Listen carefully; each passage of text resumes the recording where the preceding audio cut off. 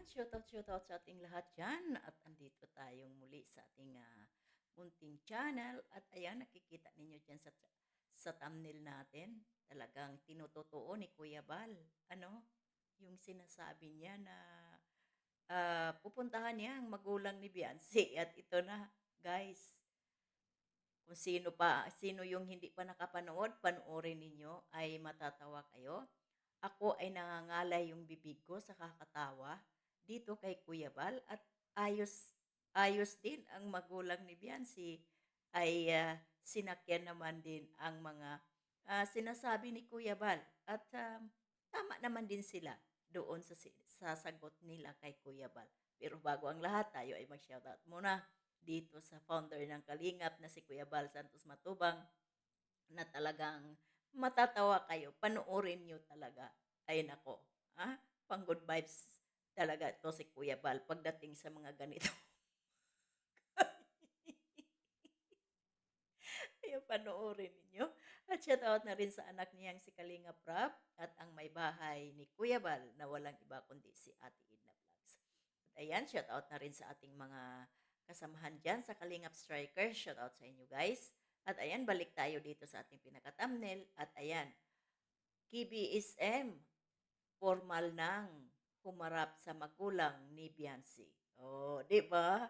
Talagang hindi na 'to biro-biro, Kuya Bal, ha? Walang atrasan 'to, Kuya Bal, ha? Hmm.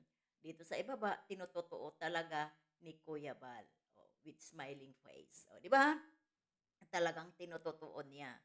Ang tanong natin dito, guys, nagsabi ba ito kay Kalingap Ido? O baka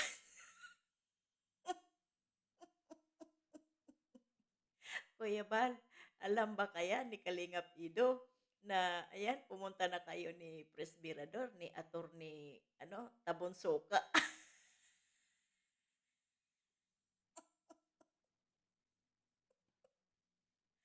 May attorney kasi doon sa amin ang tawag ay Tabonsoka. Bakit Tabonsoka? Dahil lasinggero. Kaya ayan, biro lang yan na Presbyrador. Oh, 'di ba? Hindi pa ako nakapunta doon sa pinakapunto na pag-uusapan natin dahil ito summary ko lang naman ito doon sa vlog ni Kuya Bal. Kaya kung sino man ang hindi pa nakapunta, puntahan ninyo at ang description sa title niya, Pamanhikan. O, 'di ba? Puntahan ninyo guys. Kaya matatawa talaga kayo. Yung mga basher naman ay iba ang timpla. Huwag kayong one-sided kasi nahalata tuloy kayo, na supporters kayo pero ay halata naman sa mga komento ninyo ay mga one-sided kayo. May nababasa ako sa iilan doon sa part na 'yan na ginawa ng reels, ginawa ng reels at may basher doon. Pero bago natin na talakayin yung basher na yon, dito muna tayo sa pagpunta nila ni Kuya Bal at ni President Berador kasama si Marky. At dito na rin ata si Marky makakita ng dawan niya. O ano Marky? At pinsan pa ni Beyonce. O di ba? Kaya nung pagpunta nila ni Kuya Bal, tandaan ninyo guys, sa lang ito. Para mapuntahan ninyo ang vlog ni Kuya Bal. Nung sinabi niya na pupunta sila doon, kaya sila nandoon kasi nga, ayan, hingiin nila, ipinapaalam nila na kung po pwede ba na mamanhika na si Kalingap Ido. Kasi nga, natatakot si Kuya Bal kasi nga, ay mayroon ng nagkahiwalay daw. 5 years na daw, pero wala, nagkahiwalay. Masakit din daw yun. Ayaw niyang mangyari kay Kalingap Ido. O kaya, ayan, talagang as in, tinutotoo niya ang mga sinasabi niya. Kaya yung mga sagot naman ng magulang ni Beyonce, okay naman din. Di ba? Game sila. So, ano ni Kuya Bal, na kay Beyonce naman daw yun kasi nasa tamang edad naman at yun naman din ang sinasabi din nila noong mga nakaraang buwan. 'Di ba nabanggit din yan doon sa vlog ni Kuya Bal at sabi nga na si Beyonce ang magdesisyon diyan dahil hindi naman sila ang makikisama. Pero yung sabi ni Kuya Bira, ni Tatay Bira na sana ay manligaw naman si Kalingap Ido. Tapos mayroong nagkukomento doon, na, hindi pa pala nanligaw, ganito, gano'n.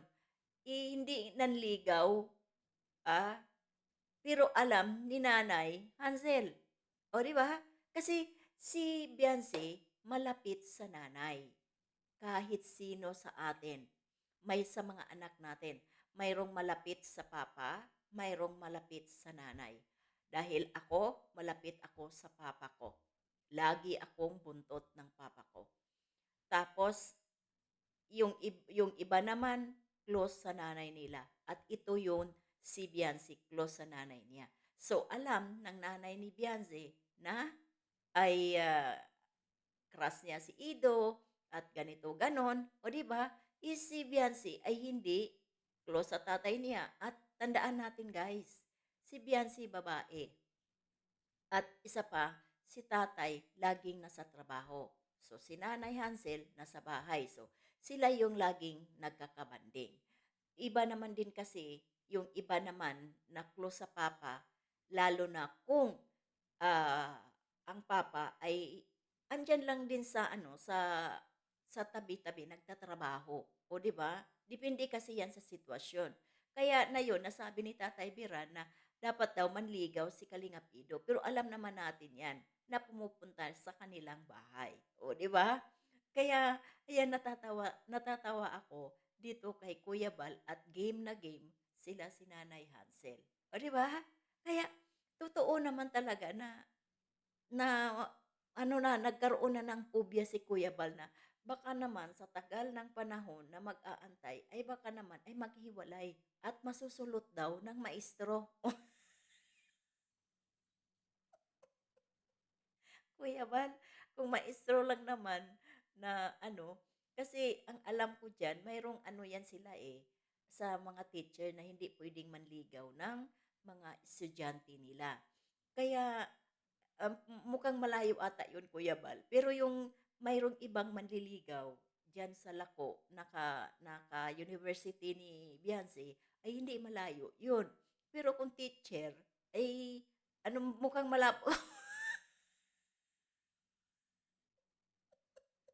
si Kuya Bal talaga.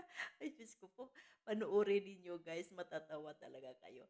Kaya mamaya sa live ko mamayang gabi, pag-uusapan natin itong mga pagpupunta ni Kuya Bal. Kasi dito sa reaction upload video ay limitado lang. May ano lang, di ba? Hindi pwedeng habaan natin. Kaya dito sa mga sinasabi ni Kuya Bal ay talaga naman, lalo na si Nanay Hansel, game na game at si Tatay Biran. Nung sinasabihan na nila, pinaliwanag ni Kuya Bal at si Kandemosyo naman din si Presbyrador, ay marami ang natutuwa. At may iilan dyan na hindi hindi kumbinsido, pero bahala na kayo diyan, basta majority ay natutuwa, masaya, kung talagang magkatotoo na sila ay mamanhika na at payag si Beyonce, o 'di ba? Kasi si Kalingap Ido na kay Kalingap Ido na rin 'yan. Kung, "Oh, sige punta na tayo," kung okay naman sa magulang at kay Beyonce o kung nagkausap na sila na talagang panigurado na ito, ah, kaya nasa pag-uusap 'yan, 'di ba, sa, both side. Kaya sa mga basher diyan na nabubwisit, naiinis sa ginagawa ni Kuya Bal, ay wala kayo, sumakay na lang kayo para masaya, 'di ba? Kasi kayo ang ma-stress dito sa ginagawa ni Kuya Bal, hmm? Pang-good vibes lang ang ginagawa ni Kuya Bal para sa mga manonood sa Kalingap. Kaya 'wag ninyong seryosohin, sakyan na lang ninyo para masaya, 'di ba? O baka naman diyan sa mga koloro may sasabihin naman, "Oh, pumunta na naman doon si Bal kasi ganito, gano'n." O 'di ba, na tandaan ninyo 'yun noong mga nakaraang buwan na pagpunta diyan ni Kuya Bal ay, talagang tinutotoo ng mga kolorom, o 'di ba? O ngayon, baka naman ay gagawa na naman ng content si Kuya Bal dito, sa pamanhikan na ano ni Kuya Bal. Kaya kayo, lalo na kayo diyan mga kolorong naki lang naman kayo, bakit ayaw na lang ninyo sumakay, Ah, kumbaga love lang, 'di ba? Kasi marami ang sumaya sa ginawa ni Kuya Bal at ako na nanonood, ha, tawa ako ng tawa. Kaya puntahan ninyo, huwag ninyong tagalan habang mayroon kayong ginagawa, pakinggan ninyo ang nangyayari doon sa, ah, vlog ni Kuya Bal, ah. Kaya hanggang dito na lang tayo, panoorin ninyo guys, talagang matatawa kayo, pang good vibes, 101%. Kaya bye-bye and God bless sa ating lahat.